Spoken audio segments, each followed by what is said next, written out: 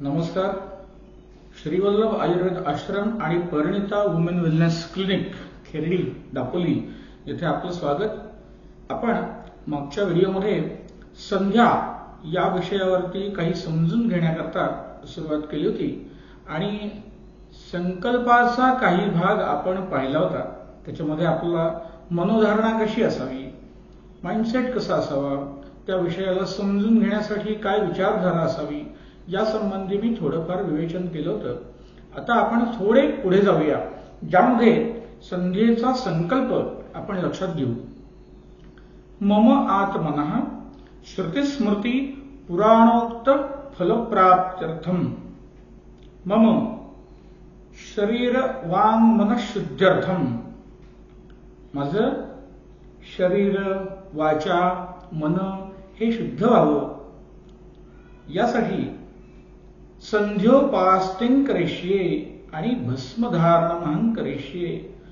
संध्येची मी उपासना करतो, मी भस्मधारण विधी करतो असं म्हणून या संध्येला सुरुवात होते. उद्देश काय? पापक्षालन व्हावं. संध्या करून पुण्य मिळत नाही, ते आपलं नित्य कर्म रिच्युअल आहे. ते आपल्याला फक्त अगोदरची असलेली पापक्षालनासाठीची ती सोय आहे.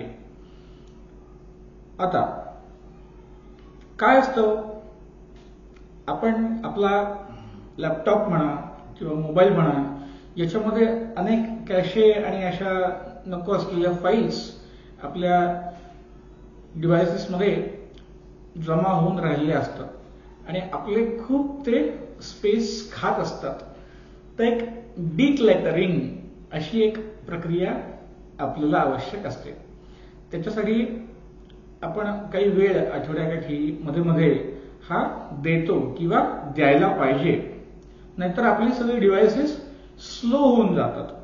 आता असा विचार करा की आपण अख्ख्या दिवसभरामध्ये अगदी झोपेत सुद्धा किती नको असलेल्या फाईल्स गोळा करून ठेवत असतो आणि या फाईल्सचं आपल्या मेंदूतल्या अनेक नकारात्मक विचारांचं, निगेटिव्ह एनर्जीचं डिक्लटरिंग होणं आवश्यक आहे. एक व्हिक्टिम एनर्जी जी आहे ती दूर सारून एक क्रिएटिव्ह एनर्जी आपल्यामध्ये निर्माण व्हावी. याच्यासाठी पहिलं शरीर शुद्धी, मनःशुद्धी, वाचाशुद्धी ही गरजेची आहे. म्हणून शरीर शुद्ध्यर्थम संध्योपास्तिं करिष्ये भस्मधारण विधिं करिष्ये असं म्हणून काम करायचंय. आता काय आहे यामध्ये, विभूती म्हणजे भस्म. गाईचं शेण घेतलं, ते छान उन्हामध्ये वाळवलं आणि ते वाळल्यानंतर त्याचे थाबडे जाळले की जी रक्षा राख उरते, ही खूप मोठी औषधी वस्तू तर आहेच, पण आपल्या शरीरावरचा मल संचय दूर करणारी, क्षालन करणारी अशी ही विभूती आहे. तिचे आध्यात्मिक फायदे तर फार अपारच आहे. म्हणजे गुरुचरित्रामध्ये भस्म महिमा म्हणून वर्णन केलेलं आहे. अख्खा अध्याय त्याच्यासाठी खर्च घातलेला आहे. तर आपण हा भस्मधारण विधी संध्येमध्ये अगदी सुरुवातीला येतो आणि तो आपण समजून घेऊया. ओम मानस्तोकेतन ये मान आयो मान गोषुमानो अश्वेश्वरीरिषः वीरान मानो रुद्रभामितो धीर हविष्मन्तस्य दमित्वा आहवामहे. अशा मंत्राने ब्रह्माधिपतर ब्रह्मणोधिपतर ब्रह्मा शिवो मे अस्तु सदा शिवोम शिरसी. हे भस्म इथे शिरसी डोक्यावर लावायचं आहे. काय म्हणतात? ब्रह्मा शिवो मे. ह्या सगळ्या देवता आहेत, विविध universe, universal energies, universal powers, हे क्रिएशन, हे अस्तु सदा शिवोम माझ्यासाठी कल्याणकारक होत. म्हणून मी इथे माझ्या शिरस्थानी हे भस्म धारण करतो. काय सुंदर अर्थ आहे हो. ब्रह्माधिपतिर ब्रह्मणोधिपतिर ब्रह्मा शिवो मे, माझ्यासाठी हे सर्व कल्याणकारक मंगलकारक होत. आहा, किती सुंदर प्रार्थना आहे. असंच आपलं मुख, ओठांना, हृदयाला, गुह्यस्थानी अशा ठिकाणी हे भस्म धारण करायचं आहे. अगदी मायक्रोबायोलॉजी समजून घेतलीत ना, तर राखाडी ही अशी गोष्ट आहे की ज्याच्यामध्ये कुठले बॅक्टेरिया, जीवजंतू हे जिवंत राहू शकत नाहीत. क्षालन करण्यासाठी आत्ता साबण आले हो काल, पण त्याच्या अगोदर पिढ्यानपिढ्या या राखेनीच लोक राखुंडीनी दात घासत होते. याच राखुंडीनी अंगाला लावून ती राखाडी फासून त्वचेचं क्षालन, तो मलाचं क्षालन करत होते. तर ते मलांचं क्षालन करणारी अशी ही रक्षा आहे. आणि गंमत म्हणजे आमच्या वडिलांकडे चर्चा चालू होती तेव्हा या भस्माची एक खूप छान अशी गोष्ट आमच्या वडिलांनी सांगितली. ती म्हणजे हे जे रानामध्ये आदिवासी, कातकरी, विविध जे मंडळी राहतात, अंगावर फार कपडे असतात असं नाही. आता हल्ली सुधारणा झाल्यात म्हणून ठीक, पण नाही तर एखादी लंगोटी लावलेली असते त्यांच्या कमरेला. आणि थंडी, वारा, ऊन, पाऊस याच्यामध्ये निसर्गापासून बचाव तर करायला पाहिजे. थंडी तर लागायला एवढी पांघरुणं आणि असं कुठे ते त्यांच्याजवळ असणार. तर ते काय करतात, तर जे काही लाकडं आणि असं जे काही जाळलेलं असतं त्याची राखाडी घेतात, पाणी घालतात आणि सगळ्या अंगाला ती राखाडी फासतात आणि एक खड्डा करतात, काही पानं वगैरे घालून त्या खड्ड्यामध्ये झोपायचं, थंडी लागत नाही. आता हे झालं रानावनात राहणाऱ्या माणसांचं. अनेक अघोरी वगैरे असतात ना, साधू संन्यासी, हिमालयामध्ये वगैरे खूप थंड अशा बर्फाळ प्रदेशामध्ये तपश्चर्या करणारे, त्यांच्या अंगावर तरी कुठे फार वस्त्र असतात. सगळ्या अंगाला या विभूतीचं असं सगळं लावलेलं आणि शरीरामध्ये आवश्यक तेवढी उष्णता, ऊर्जा साठवून ठेवण्याचं काम करण्याचं हे सुंदर काम हे या भस्मानी होतं. अघोरेभ्यो थघोरेभ्यो घोर घोरतरेभ्यः सर्वेभ्यः सर्वसर्वेभ्यो नमस्ते अस्तु रुद्र रूपेभ्यः. साक्षात चराचरात सर्वत्र विविध स्वरूपामध्ये रुद्र आहे. रुद्र म्हणजे साक्षात शिवशंकर. प्रत्येक कणाकणामध्ये ह्या शंकराचं स्मरण करायचंय आणि ही लावायची ओम नमः शिवाय म्हणून कपाळाला लावायचे, पायांना लावायचे, पादयोः कपाळाला लावायचे. अग्निरती भस्म, वायुरती भस्म, जलमती भस्म, स्थलमती भस्म, व्योमेती भस्म, सर्वज्ञ हवा इदम भस्म. हे सर्व भस्ममय आहे. काय हो, शेवटी आपण एवढे सगळे लोक आहोत, प्राणीमात्र आहोत, हे कधीतरी मातीमध्ये मिसळायचंय. भले ते चितेमध्ये ज्वलन करून अग्नी देऊन होईल, नाहीतर काय जमिनीमध्ये पुरलं जाईल, कुठेतरी त्याचं डिग्रेडेशन होऊन हे शेवटी या पंच तत्वांमध्ये आपण विलीन होणार आहोत.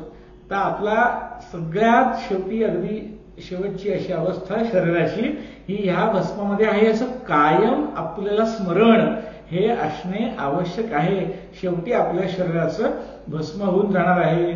तो शेवटचा एक असा क्षण आपल्याला नेहमी ध्यानात ठेवण्यासाठीचं म्हणून हे भस्मधारण विधी. ओम त्र्यंबकं यजामहे सुगंधिं पुष्टिवर्धनम् उर्वारुकमिव बंधनान् मृत्योर्मुक्षीयमामृतात्. प्रत्येक प्राणीमात्राला प्राणैषणा म्हणजे प्राण टिकवून ठेवणे याची एक ऐषणा, इच्छा ही अत्यंत गरजेची असते. आणि त्याच्यासाठी मृत्यूचं सुद्धा स्मरण आपण ठेवणं गरजेचं आहे. आणि याच्यासाठी अगदी ह्या साक्षात शिवशंकर रुद्र त्याला प्रिय असणार असं भस्म, हा भस्मधारण विधी संध्येमध्ये अत्यंत महत्वाचा आहे. मी छोटे छोटे व्हिडिओ करणार आहे या भस्माविषयी, अजून खूप काही सांगता येईल, पण मी आज थोडंसं सांगून थांबणार आहे. पण एक महत्वाचा मुद्दा तुम्हाला सांगितला की विविध अवयवांच्या ठिकाणी ते लावायचंय. आता वैद्य म्हणून थोडंसं बोलतो. आम्ही ह्या भस्माचा उपयोग चिकित्सेमध्ये करतो. हल्ली एक फॅड आलंय, अल्कलाईन वॉटर. अल्कलाईन वॉटर, शरीरामध्ये आपल्या खूप ऍसिडिटी असते आणि ती ऍसिडिटी कमी करण्यासाठी, पित्ताचे अंश कमी करण्यासाठी अल्कलाईन वॉटर वापरा. अरे कशासाठी त्या शेकडो आणि हजारो रुपयांच्या बाटल्या आणि प्रोडक्ट्स आणायची गरज आहे. छान गाईचं शेण आणावं, त्याची राखाडी करावी आणि ती पाण्यामध्ये घालावी. ती आपल्याला पोटामध्ये सुद्धा घेण्यासाठी आणि एकंदर अल्कलाईन ते पाणी म्हणून वापरण्यासाठी अतिशय सुंदर आहे. जीवजंतूंचा नाश करण्यासाठी उपयोगाची आहे. दुसरी गोष्ट म्हणजे भस्म आहे. विविध प्रकारचे ज्वलन झाल्यानंतर उर्वरित असणारे क्षार आपल्या शरीरामध्ये गेले तर मूत्रमार्गावाटे त्यांचा निचरा होऊन मूत्रमार्ग शुद्ध होतो. आपल्या शरीरामध्ये विविध अशा स्रोतसांमध्ये काही अवरोध निर्माण झालेला असतो, कंजेशन निर्माण झालेलं असतं. तर हे कंजेशन सुद्धा कमी करण्यासाठी, एखाद्या ठिकाणची सूज कमी करण्यासाठी आपण अशा सूज आलेल्या त्या प्रदेशावर आपण असं भस्म लावू शकतो किंवा पोटातही घेऊ शकतो आणि आमच्या चिकित्सेमध्ये वैद्य म्हणून आम्ही या भस्माचा वापर करतो. अनेक ठिकाणी त्याचा उपयोग होतो. कुठे कुठे होतो? सर्दी झाली, डोकं जाम झालंय, सायनसेस आहेत, काही नाही, गाईचं शेण घ्या, त्याची रक्षा करा, त्याच्यामध्ये जरा पाणी घाला, कालवा, कपाळाला लावा, चेहऱ्याला लावा, कुठे मान दुखत असेल, मानेला सूज असेल, मानेला लावा. अनेक लोकांचे सांधे सुजतात, दुखतात, सकाळच्या वेळेत स्टीफ होतात. हे भस्माचं लेपन करायचं. तिथे एक उबदार असं ते सगळं त्या सांध्यामध्ये गरमी आली की तिथलं कंजेशन कमी होतं, तिथलं रक्ताभिसरण सुधारतं. बरं, भस्म आहे, आपोआप ते निघून पण जातं. काही चिकटत नाही, चिकट राहत नाही. अनेक लोकांची त्वचा ऑइली असते, त्यांना तर याचा इतका सुंदर उपयोग होतो. तेलकट चेहऱ्याला ते लावलं आणि नंतर धुवून टाकलं की त्वचा स्वच्छ. किती सुंदर त्याचा उपयोग आहे. तर ह्या भस्माचा असा विविध स्तरावरती आपल्याला उपयोग करता येतो. अनेक लोकांच्या त्वचेवरती विविध प्रकारचे असे रॅशेस येतात किंवा दादी येतात, खाज येते, अशी चकंदळ उठतात. अनेक लोकांना नाईटीचा त्रास असतो. काही नाही, छान असं भस्म गाईच्या शेणाचं किंवा विविध वनस्पती आहेत त्यांचे सुद्धा असे क्षार भस्म स्वरूपातले आम्ही वापरत असतो. मुतखड्याच्या पेशंटना वापरत असतो, त्वचा विकाराच्या लोकांना वापरत असतो. विविध प्रकारचे साबणही याच्यापासून करता येतात. लोकांना हल्ली साबण वापरायला सोयीचं जातो. आणि साबण म्हणजे तरी काय हो, तर राखाडी, कुठल्या निरनिराळ्या गोष्टींची, तेल आणि पाणी यांचं योग्य मिश्रण आणि मग त्याला घट्टपणा देण्यासाठी काही द्रव्य यांच्या मदतीने साबण तयार होतो. आणि गंमत म्हणजे साबण, सोप, याला अतिशय सुंदर असा शब्द आहे अपमार्जक. म्हणजे काय? स्वच्छ करून टाकणारा. ही जर गोष्ट लक्षात घेतली तर आपल्याला भस्मधारणविधी समजून घेऊन जर संध्येमध्ये आपण भस्मधारण केलं तर आपल्याला निश्चितच डोळसपणे आपण तो विधी करू शकू आणि अनेक लोकांना ते सांगू शकू. आणि गंमत म्हणजे भस्मधारण केलेल्या माणसाचं तेज काय वर्णन करावं. छान भस्म लावून पहा आणि स्त्री आणि पुरुष कोणीही हे लावू शकतो. अगदी सर्व प्रकारच्या हिंदू धर्मीयांनी अंगाला अशा प्रकारचं भस्म धारण करायला कोणतीही हरकत नाही. आणि त्याच्यासाठी हे सगळे मंत्र यायला पाहिजेत असं बिलकुल नाही. हे मंत्र न येता सुद्धा अंगाला अक्षय राखाडी भाजली तरी सुद्धा त्याचा उपयोग तेवढाच होणार आहे. मंत्र म्हणून केलं तर जाणीवपूर्वक. मंत्र म्हणजे काय हो, शेवटी विचार. तर तो विचार मनामध्ये ठेवा आणि मग ते करा. जास्त माइंडफुली केलं जाईल. ज्याला मंत्र येत असेल त्यांनी मानसोपचारानं ये सगळा मंत्र म्हणावा. ज्याला मंत्र येत नसेल त्यांनी माझ्या शरीराची, मनाची शुद्धी व्हावी अशा स्वरूपाचा भाव मनामध्ये ठेवून जरी सुद्धा ते केलं तरी नक्की त्याचा उपयोग होतो. तुम्हाला हा आमचा अशा प्रकारचा संध्येविषयी, काही त्यातल्या छोट्या छोट्या विधींविषयी माहिती देण्याची प्रक्रिया आवडत असेल तर जरूर आमच्या या व्हिडिओला लाईक करा, आमच्या या चॅनलला सबस्क्राईब करा आणि तुम्हाला हा व्हिडिओ आवडला तर नक्की शेअर करा. पुन्हा एकदा वैद्य समीर परांजपे, श्री वल्लभ आयुर्वेद आश्रम आणि Parinita woman wellness clinic, Dapoli. धन्यवाद.